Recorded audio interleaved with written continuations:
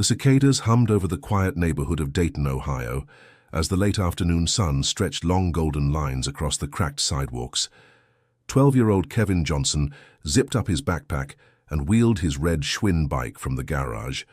His mother, Ellen, called from the porch, "Be back before dinner, Kevin, you hear me?" "I will, Mom." "Just heading to Tyler's," he shouted, pedaling off down Oakwood Street, sneakers slapping the pedals, the baseball cards fluttering between the spokes. The summer air smelled of fresh-cut grass and gasoline, and Kevin felt that familiar thrill of freedom. Nothing but open roads and the promise of another adventure with his best friend. The Johnsons lived in a quiet part of Dayton, a cluster of tidy homes bordered by woods and the old train tracks. Everyone knew everyone, or at least they used to. That summer of 1994, though, felt different. There had been talk of a stranger spotted near the old bike trail, a man in a blue pickup who asked too many questions. Kevin had heard the rumors at school but shrugged them off. Grown-ups worried too much. He turned onto Birch Road, the tires crunching over bits of gravel. The trees leaned in close on both sides, their shadows swallowing the last bits of daylight. He could almost see Tyler's house at the far end of the road, when a faint sound, metal clinking, made him glance back. Nothing there. Just the wind stirring leaves. Kevin smiled nervously and kept riding. He was used to the quiet, to the sound of cicadas and the distant whistle of a train, but that evening, even the air seemed to be holding its breath. Back at home, Ellen watched the sky shift from orange to violet. Dinner cooled on the table. Mark Johnson switched off the evening news and frowned. He should have been back by now. Ellen forced a smile. He probably stayed a bit longer. You know how those boys lose track of time. But when night fell and Kevin still hadn't come home, the worry in her voice turned sharp. By midnight, the Johnsons had called every neighbor, every friend. The police arrived, flashlights cutting through the thick summer dark as dogs barked in the distance. Officer Frank Dorsey stood by the curb, his jaw tight, his flashlight beam sweeping the edges of the yard. "We'll find him," he promised. But Ellen noticed how his eyes lingered on the dark end of Birch Road, where Kevin had last been seen. The next morning, the entire town joined the search. Flyers with Kevin's school photo, his crooked smile, his baseball cap slightly tilted, were taped to telephone poles and diner windows. Neighbors whispered prayers, reporters crowded the street, and the hum of helicopters filled the air. By sunset, a single discovery stopped everyone cold. Kevin's red Schwinn bike abandoned near the railroad crossing at the edge of the woods. No footprints. No backpack, just silence and the sound of cicadas again.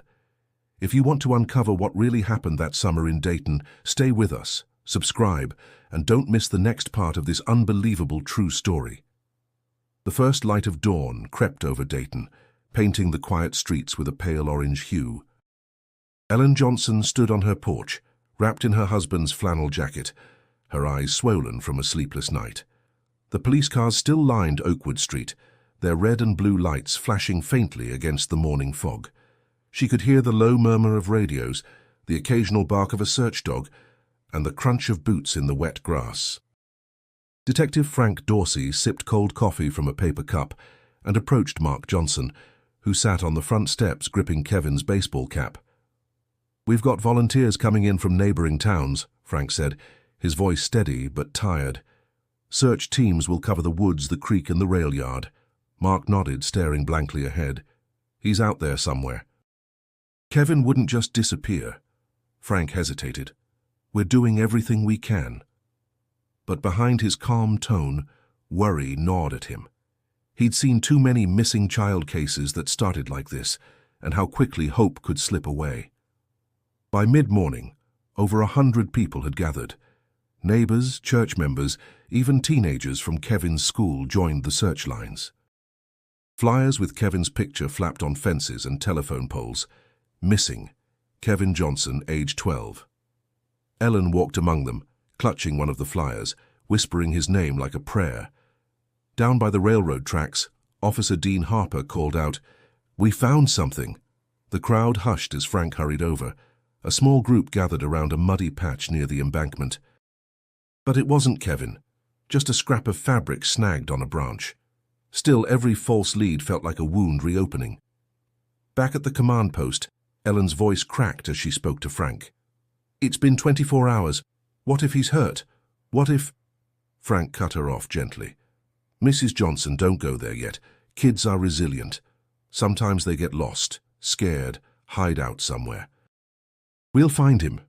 But the flicker of doubt in his eyes didn't escape her. As the day stretched on, exhaustion took its toll. The sun beat down on the volunteers, sweat soaking through their shirts. Yet no one wanted to stop. Reporters arrived, cameras rolling, asking Ellen for a statement. She turned away, trembling. "I just want my son home," she whispered. That evening, Sheriff Mike Turner gathered everyone. "We're suspending the ground search at sundown. Dogs will run again in the morning." Murmurs of disappointment rippled through the crowd. Ellen broke down as Mark wrapped his arms around her. "He's scared of the dark," she sobbed. "He wouldn't stay out there." When the last patrol car pulled away and silence returned to Oakwood Street, Frank remained behind. He stared at the flickering streetlight, the sound of cicadas rising again. Something about the scene near the railroad crossing bothered him, something missing, something too clean. He wrote a note in his small black notebook. No footprints, no drag marks. Possible vehicle involved. He looked toward the woods one last time before heading to his car. "Hang in there, kid," he murmured. "We're not giving up." But deep down, Frank Dorsey already knew Dayton would never be the same again. By the end of that first week, Dayton wasn't the same. The Johnson house, once filled with laughter and the sound of Kevin's bike clattering against the porch steps, had turned into a gathering point for rumors and reporters. The neighborhood, once friendly and open, grew quiet. People locked their doors earlier, their smiles cautious, their voices low.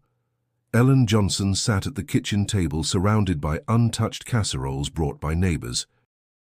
Every sound outside made her heart leap. "They say someone saw a blue pickup near the bike trail," she whispered to Mark, her hands trembling around a mug of cold coffee. Mark rubbed his forehead.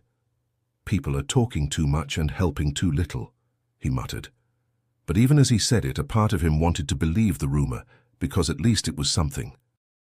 Across town, Detective Frank Dorsey sat in the cluttered precinct office, staring at the map of Dayton pinned to the wall. Red pushpins marked every location the search teams had covered. He exhaled slowly, running a finger along the line of the old railroad tracks. Nothing made sense. No forced entry, no ransom note, no clear witness. Just a boy who vanished in broad daylight. Officer Dean Harper entered with a folder. "Got another call, boss. Woman claims she saw a kid matching Kevin's description at the Speedway on 3rd Street 2 nights ago." Frank sighed. 3rd Street's 10 miles from the bike trail. By now, we've had 15 of those calls. He flipped through the pages anyway. "Still, send someone to check it out. Can't afford to miss a real lead." Rumors moved faster than truth. At the local diner, people huddled in booths, voices low but urgent. "They say the Johnson boy's dad had gambling debts." "No, I heard it was that drifter by the tracks. Police think a local did it." The whispers spread like wildfire through the town's veins. Ellen noticed the change. Friends who once comforted her now avoided eye contact at the grocery store. Even the church pews felt colder. Only one person kept visiting, Mrs. Coleman, their elderly neighbor. "Don't you listen to them," she said softly. "They're scared, that's all." Fear makes folks cruel. One afternoon, Ellen found a note slipped under their front door. "Check your own family first." Her knees gave out as she read it. Mark tore the paper in half, his face red with anger. "Sick people," he muttered. But he didn't throw it away. That night, Frank sat alone in his car outside the Johnson house. The porch light flickered faintly, moths circling it like lost souls. He couldn't shake the feeling that someone close to Kevin knew more than they were saying.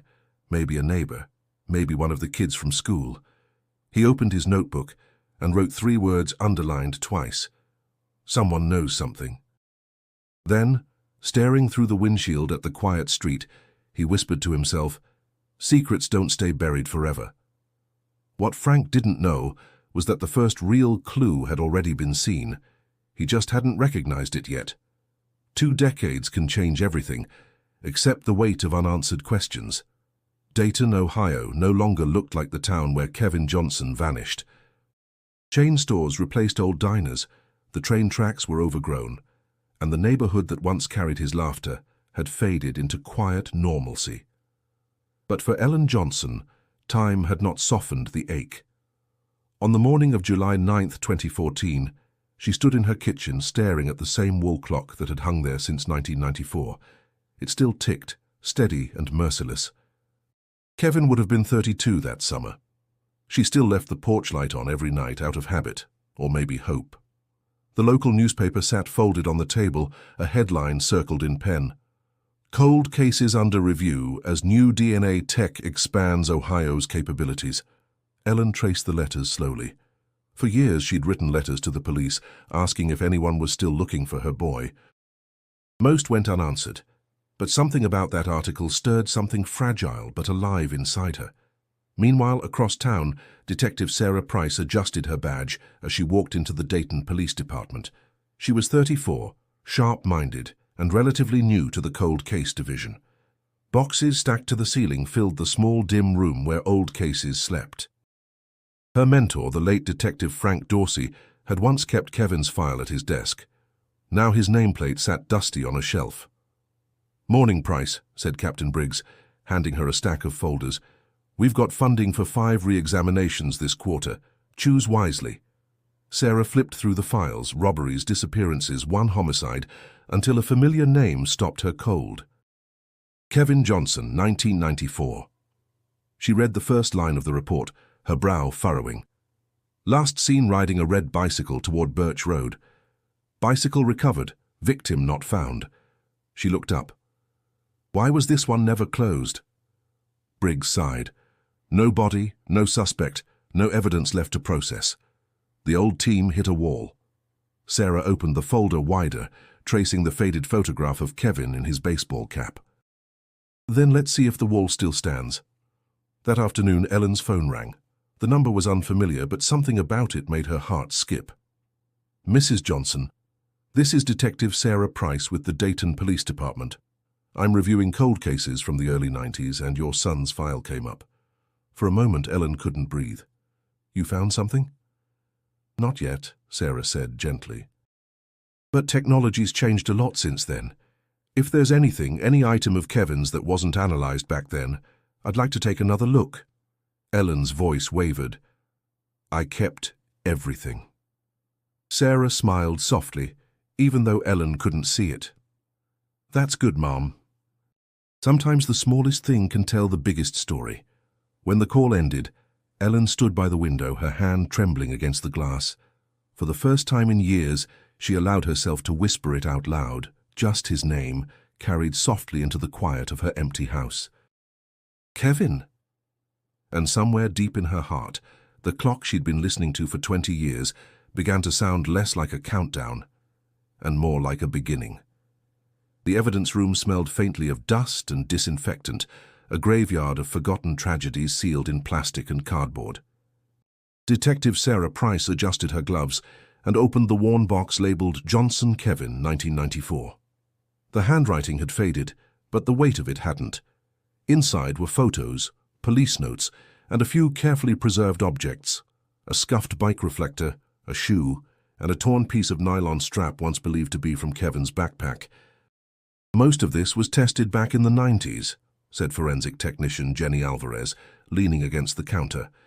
"Technology wasn't exactly on our side back then.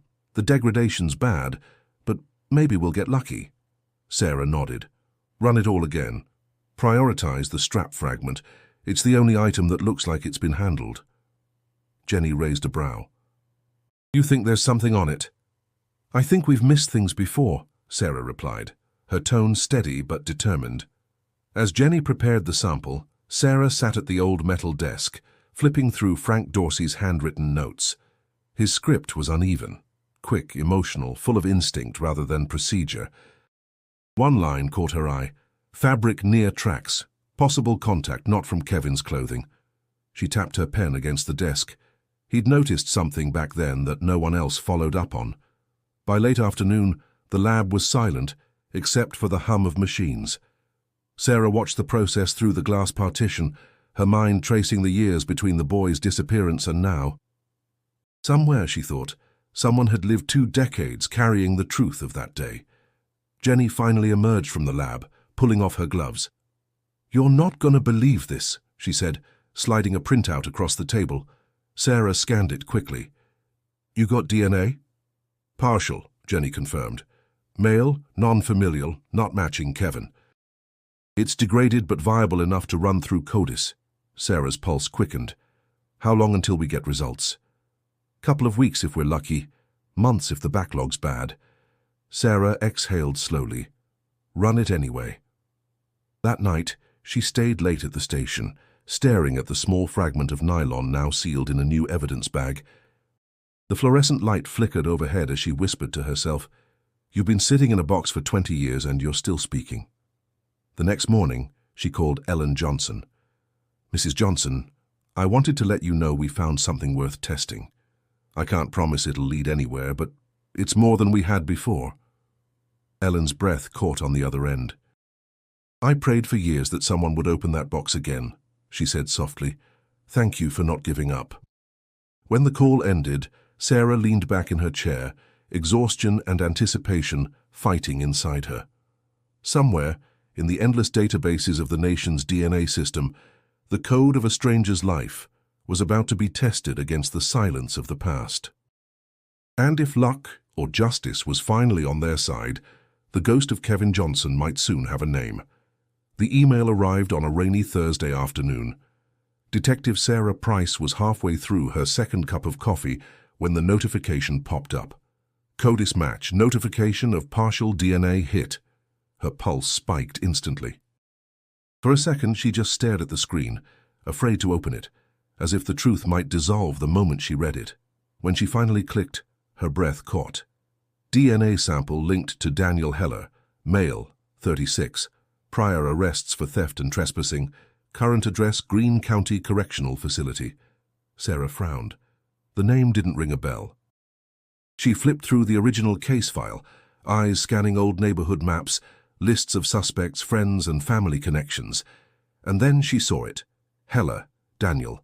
Neighbor, age 16 in 1994. Interviewed, released. Her heart thudded.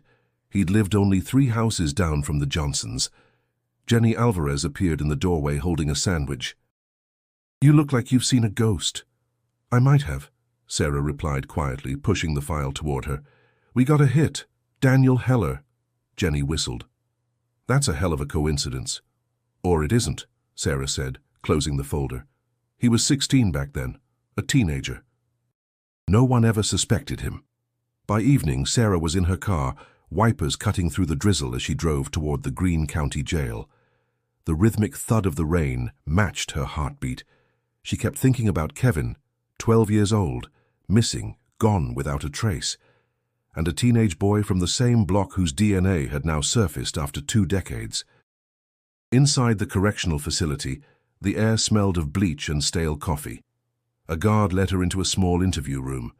The door buzzed shut behind her. Minutes later, a man was brought in, wearing an orange jumpsuit, his hands cuffed loosely in front. "Daniel Heller?" she asked. He nodded, eyes avoiding hers. He was pale, thin, with a face that carried both youth and exhaustion, the kind of face shaped by years of regret. "I'm Detective Sarah Price," she said, sitting down across from him. "I'm reviewing the disappearance of Kevin Johnson from Dayton. You remember that name?" He looked up for the first time. His expression faltered. "Kevin." He swallowed hard. "Yeah. I remember him. We found a DNA match," she continued, "from evidence recovered near where he disappeared." Daniel's eyes widened. "That can't be right. I didn't—" He trailed off, shaking his head. "I was a kid. I didn't hurt him." "Then help me understand why your DNA was there," Sarah said calmly. He leaned forward, his voice trembling. "Because I was there that day. But I swear to God, I tried to help him." The words hung between them, cold and sharp. Sarah studied him silently. Help him from what? Daniel's eyes darted to the corner of the room, then back at her. His jaw tightened. "You wouldn't believe me if I told you." "Try me," she said. But Daniel stayed silent, staring at his hands, his fingers twitching against the metal cuffs. Something inside Sarah shifted. An instinct. The same one Frank Dorsey had written about years ago. This wasn't over. Whatever truth Daniel carried, it was only the beginning. Sarah drove through the narrow streets of the old Dayton neighborhood, the same ones Kevin had once biked down. The houses looked smaller now, their paint faded, lawns overgrown. Time had stripped the place of its charm, leaving behind a ghost of what used to be. She slowed near Oakwood Street, glancing at the Johnsons' former home, a white two-story house with a sagging porch and boarded windows. It felt haunted, not by spirits, but by memories that refused to fade.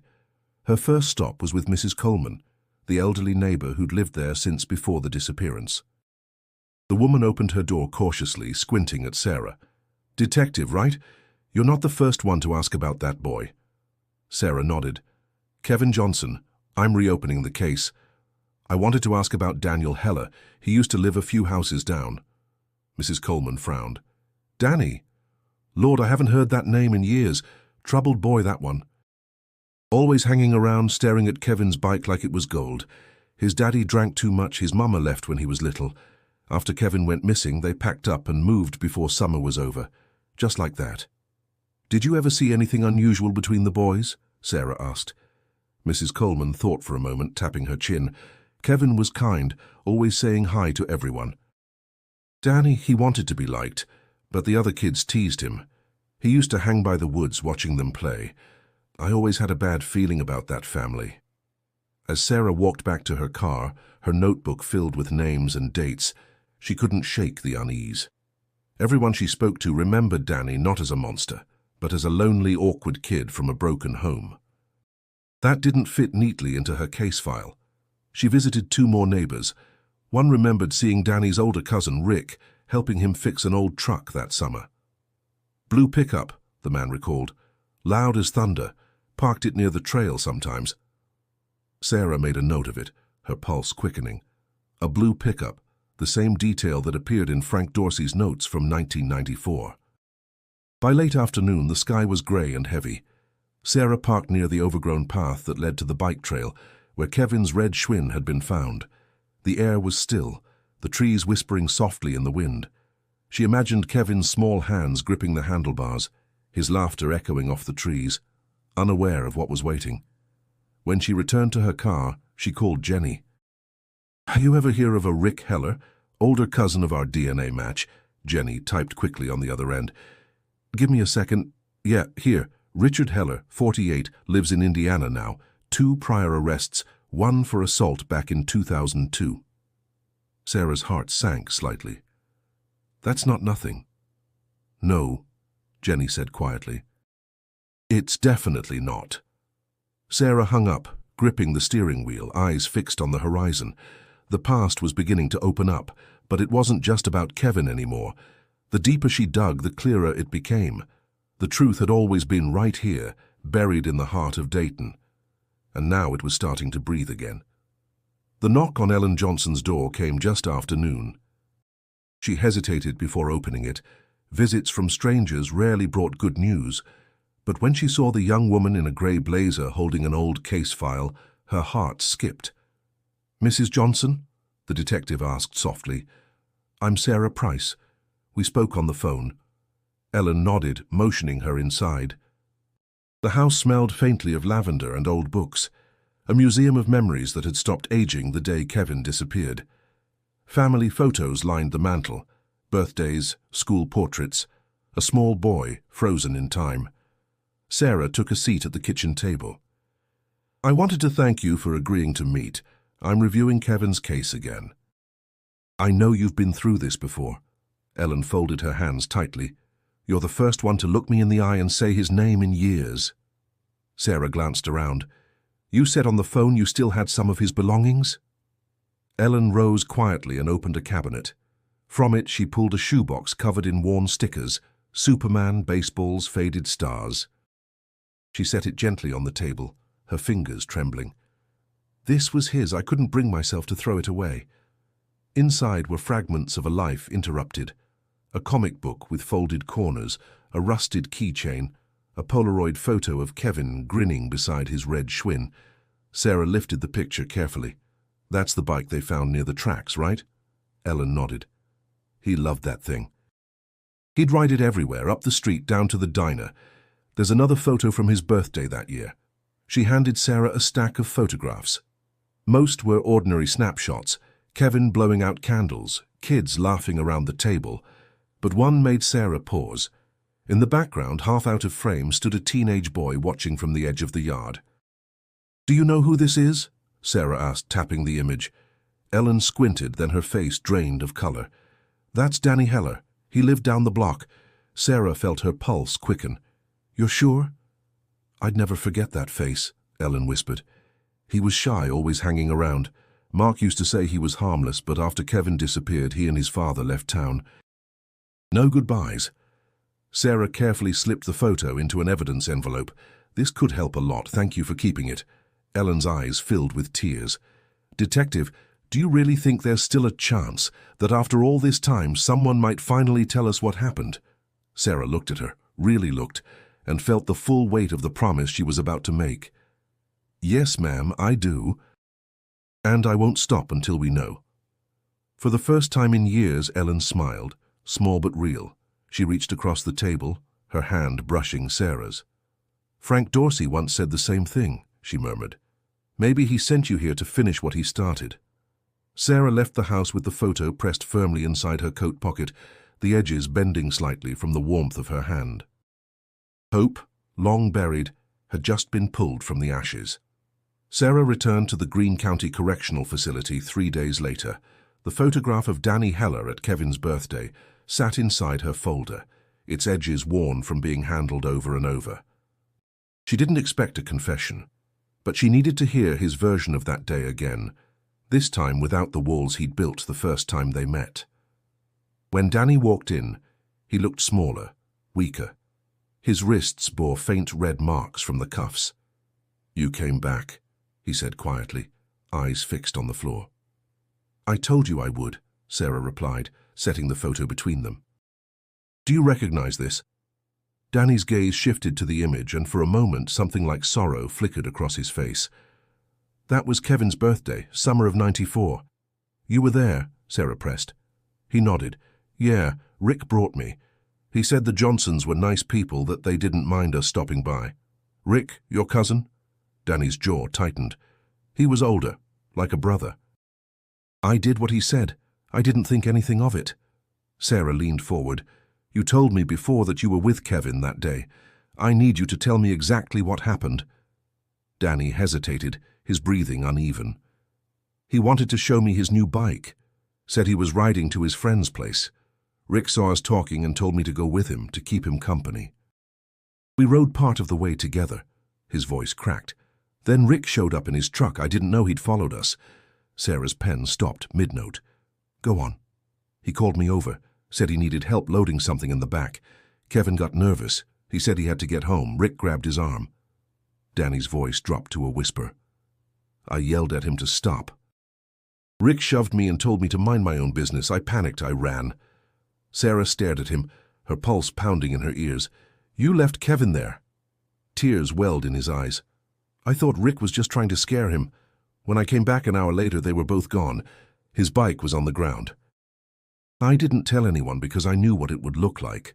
Me being there, my prints on his backpack. I was 16. No one would have believed me." "Why didn't you say something after?"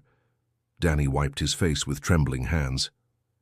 "Rick told me if I opened my mouth, I'd end up just like Kevin. I believed him." Silence filled the room. Sarah watched him, weighing his every word. There was no triumph in his expression, no deceit she could see, only the heavy, corrosive guilt of someone who had been carrying a secret too long. "Danny," she said finally, "if what you're telling me is true, I need evidence. I need something that can tie Rick to that day." He looked up slowly. "You'll find it," he whispered. "You just have to look where the tracks meet the trees." Before Sarah could ask what he meant, the guard opened the door. The interview was over, but her instincts screamed Danny wasn't lying. He was afraid, and whoever he was afraid of was still out there. The next morning, Sarah sat in the records room surrounded by old cardboard boxes stacked like tombstones of unsolved crimes. She flipped through Frank Dorsey's original interviews from 1994, hoping to find anything that connected Rick Heller to Kevin Johnson. Her eyes burned from reading hours of faded ink and cigarette-stained paper. Most statements said nothing useful until one caught her attention. Name, Walter Grady, gas station attendant, Route 4. The note beneath it was scrawled in Dorsey's handwriting. Claims to have seen a blue pickup parked near the bike trail. Day of disappearance. Driver, white male, late 20s. Follow-up incomplete. Sarah frowned. There was no record of a follow-up. Somehow, a potential witness had been overlooked, buried under decades of paperwork. She pulled out her phone and searched local archives. Walter Grady was still alive, listed in a small town outside Dayton. She grabbed her coat and left without hesitation. An hour later, she found him sitting outside a modest brick home, feeding birds from a tin of seeds. His hair was white now, but his eyes were sharp and wary. "Mr. Grady," she asked, "I'm Detective Sarah Price with the Dayton Police Department. I'm looking into a case from 1994, the disappearance of Kevin Johnson." He squinted, as if pulling the name from the fog of memory. "Kevin, yeah, I remember. That was the boy they never found, right?" "That's right," Sarah said gently. "According to this report, you mentioned seeing a blue pickup near the bike trail the day he went missing." Walter nodded slowly. "Sure did. I was working the afternoon shift back then. I saw that truck parked behind the old Miller's feed store, about a mile from the trail. Blue Chevy, rust along the tailgate. Did you see who was driving?" "Tall fella, stocky, maybe late 20s. Wore a ball cap pulled low. I remember because he came in to buy gas and smokes. The kid, Kevin, I think, rode past on his bike not long after." The man watched him go. Sarah leaned forward. "Did you tell the police that?" "I did," Walter said, his tone defensive. "A detective came by once, took my statement, never heard back. Figured they ruled me out or didn't need it." "Do you remember anything about the license plate?" He frowned, rubbing his temples. "Part of it, maybe, started with GR7, I think." "Could have been Ohio plates." Sarah's heart quickened. "That's more than enough. Thank you, Mr. Grady." As she walked back to her car, she called Jenny at the lab. "Run a DMV search. 1994 blue Chevy pickups, Ohio registration, starting with GR7. Let's see what comes up." Jenny whistled. "That's a long shot, but I'll check." "Why?"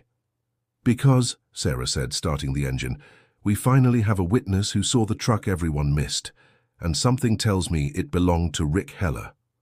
Jenny paused. "If you're right, this could blow the case open." Sarah stared out at the horizon, the sky darkening over Dayton. "Then let's open it." The database search took less than a day. Jenny's voice crackled through the phone, excitement threading every word. "Sarah, I found it. Ohio registration, GR7982.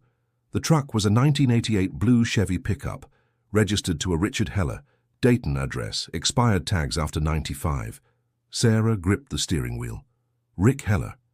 "Yeah," Jenny confirmed. 2 priors, assault and public intoxication, current residence, Evansville, Indiana. Works maintenance at a warehouse. Sarah ended the call and stared at the rain-smeared windshield. Everything pointed back to him, Danny's fear, the blue truck, the timing. If this was right, Rick Heller had been hiding in plain sight for nearly 30 years. She made the 3-hour drive that same afternoon, crossing state lines as the sky darkened to a bruised gray. Evansville was quiet, industrial, the kind of town that swallowed secrets whole. She parked across from a small brick duplex with overgrown grass. A blue tarp flapped over a rusted truck bed behind the house.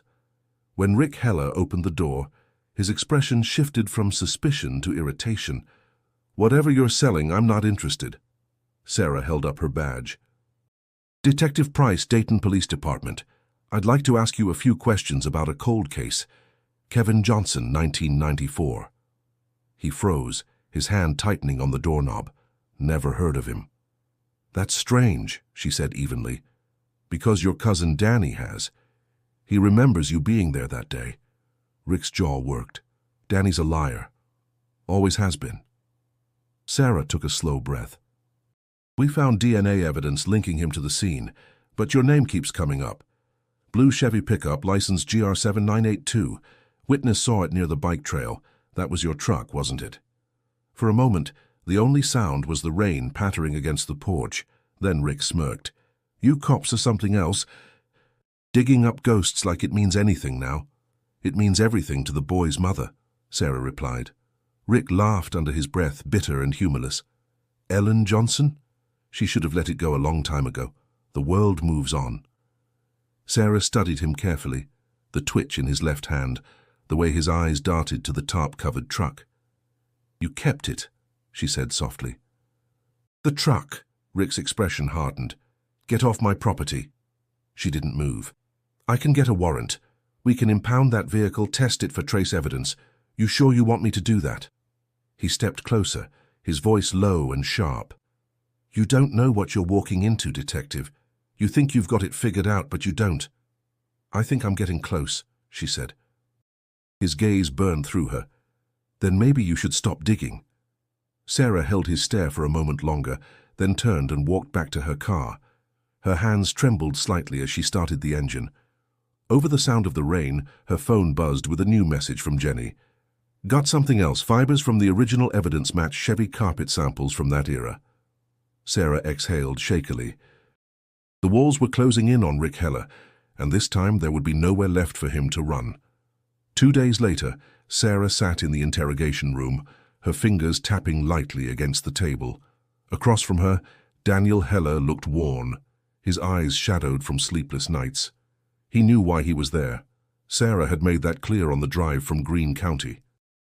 This wasn't just about guilt anymore. It was about the truth finally being forced into daylight.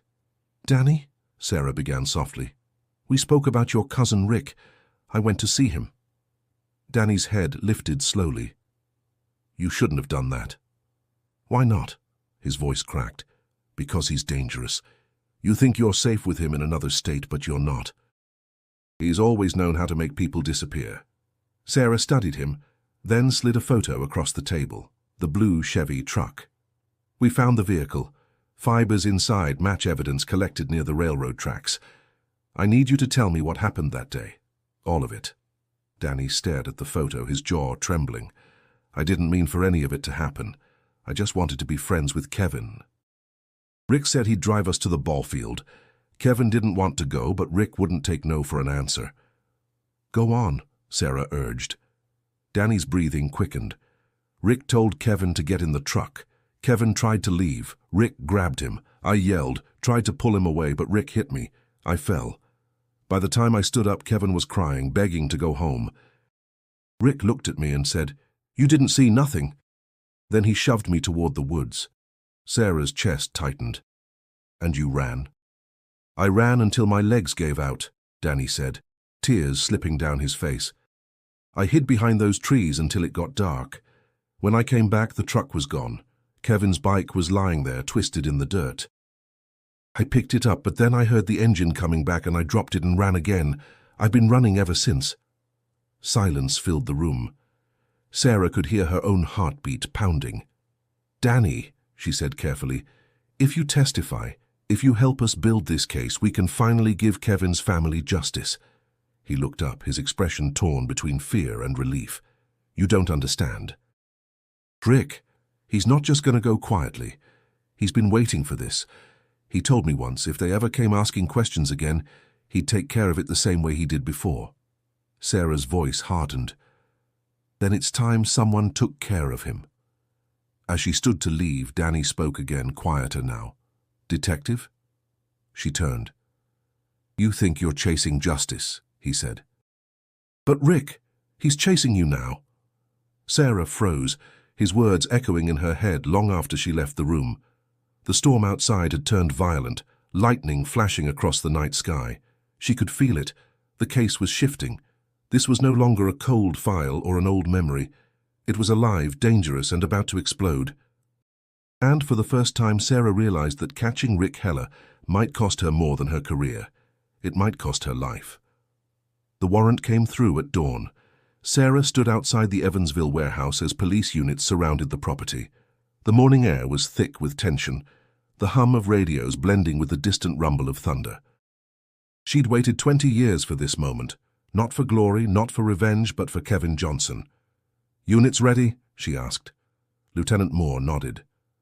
"We go on your command." Sarah's jaw tightened. "Go!" Officers moved fast. The door was forced open, and shouts echoed through the warehouse. Rick Heller tried to run, but two officers tackled him near a stack of rusted metal shelves. He fought like an animal cornered, screaming that it was all a setup, that they had no proof. But when they cuffed him, Sarah saw it, the flash of panic, the collapse of arrogance. She approached slowly. "Rick Heller," she said evenly, "you're under arrest for the abduction and murder of Kevin Johnson." He looked up at her, his face twisted. "You think you know what happened?" "You don't know anything." Sarah stared him down. "Then tell me." Rick laughed, a bitter, hollow sound. "That kid shouldn't have been there. Neither of them should have." "Danny tried to stop you," she said quietly. His eyes narrowed. "Danny talks too much." Sarah held his gaze. "Not anymore." "We have your truck, Rick. DNA from the carpet matches the sample from Kevin's backpack strap." "It's over." For the first time, she saw fear in his eyes. "You can't prove what happened." "We already did," she replied. "And this time, no one's looking the other way." Back in Dayton, word spread like wildfire. The local news ran the headline within hours. 1994 cold case solved. Suspect arrested in Kevin Johnson disappearance. Neighbors who'd whispered for years now stood in stunned silence. For Ellen Johnson, it felt like waking from a 20-year nightmare. She stood on her porch as Sarah pulled up that evening, the two women locking eyes in a moment that said more than words ever could. "They got him," Sarah said softly. Ellen nodded, tears welling. "I never thought I'd live to see this day." "Justice takes time," Sarah replied. "But it always finds its way home." Inside the police station, Danny Heller sat alone in an interview room, his face pale but calm. When Sarah entered, he whispered, "It's really over." She nodded. "He's in custody.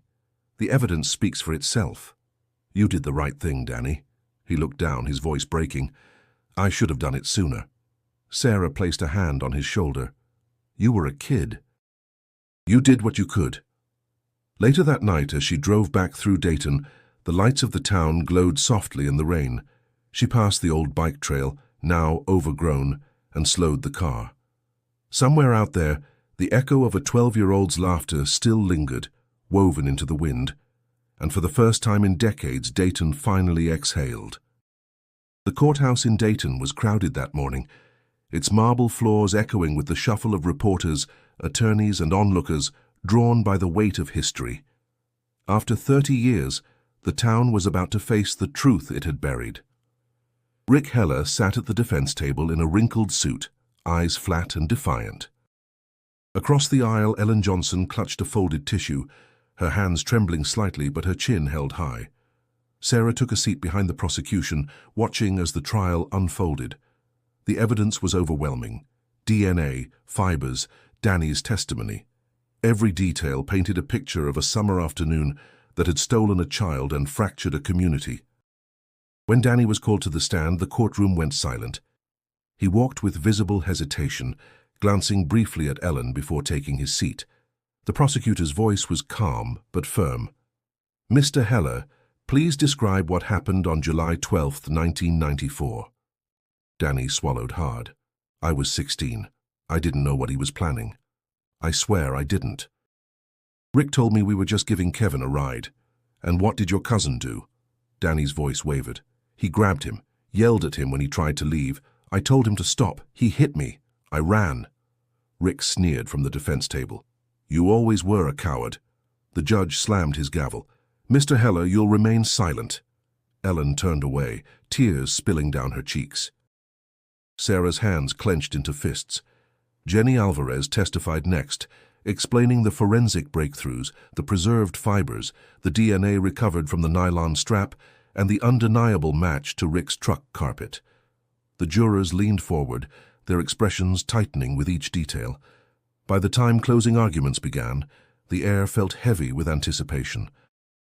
The prosecutor's voice carried through the room like a quiet storm. For 3 decades, this case haunted Dayton. But evidence doesn't forget. Truth doesn't expire. Kevin Johnson deserves justice, and today, you have the power to give it to him. Ellen closed her eyes, whispering a silent prayer. The jury deliberated for nearly 5 hours. When they returned, the foreman's voice was steady. We, the jury, find the defendant, Richard Heller, guilty of murder in the 1st degree. The words hit like a thunderclap. Ellen gasped, pressing the tissue to her lips. Sarah felt her chest tighten, relief, sorrow, and exhaustion blending into something indescribable.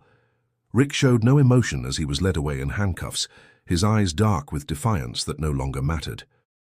Afterward, Sarah found Ellen standing alone outside the courthouse, the autumn air cool against their faces. "It's done," Sarah said quietly. Ellen nodded. "I thought justice would make the pain go away. It doesn't, but it gives it meaning." She reached into her purse and handed Sarah a small Polaroid, Kevin smiling with his bike. "He would have liked you," she said softly. Sarah's throat tightened. "Thank you, Mrs. Johnson, for never giving up." Ellen looked toward the courthouse steps where leaves drifted across the stone. "Some of us can't afford to." For the first time, Sarah believed her. Months passed, and Dayton began to breathe again. The leaves turned golden and fell across the bike trail where Kevin's laughter had once echoed. A new wooden sign stood at the entrance now. The Kevin Johnson Memorial Path, in memory of every lost child who found justice. The town had changed, not because it wanted to, but because it had to. Sarah parked her car near the trail and stepped out, her coat pulled tight against the crisp November air. She'd been invited to the dedication ceremony, though she wasn't sure she belonged there. The townspeople smiled and nodded as she passed, their faces full of gratitude, but also something deeper, closure. Ellen Johnson stood near the plaque, her hands clasped in front of her. Time had carved new lines on her face, but her eyes were clearer than they'd been in years. When she saw Sarah, she smiled softly. "You made it." "I wouldn't have missed it," Sarah said. "It's beautiful." Ellen nodded, looking at the children riding their bikes along the freshly paved trail. He would have liked this. He always said the world felt bigger when he was riding. For a moment, they stood in silence, listening to the wind rush through the trees. The sounds of laughter and spinning wheels filled the air. "Frank Dorsey would have been proud of you," Ellen said gently. Sarah felt a lump form in her throat. "He started it. I just finished what he couldn't." Ellen shook her head. "No. You believed when everyone else had stopped. That's what made the difference." The ceremony ended quietly, with a prayer and a single white balloon released into the pale sky. As the crowd dispersed, Sarah stayed behind, walking the length of the trail until she reached the spot near the old railroad crossing, the same ground where Kevin's red bike had been found 30 years earlier. She crouched down, brushing her hand over the cold dirt. The world was peaceful here now. No more police tape, no flashing lights, no unanswered questions. Just wind, leaves, and memory. Footsteps approached behind her. She turned to see Danny Heller standing a few feet away, free now, his expression calm but haunted. "Didn't expect to see you here," Sarah said quietly. He nodded. "I needed to. I told him I'd come back someday." They stood together, the silence between them heavy but not uncomfortable. "You did the right thing, Danny," Sarah said. "Maybe," he replied. "But doing the right thing doesn't make it hurt less." She nodded slowly. "No, it doesn't, but it stops the hurting from spreading." He gave her a faint smile. "Guess that's something."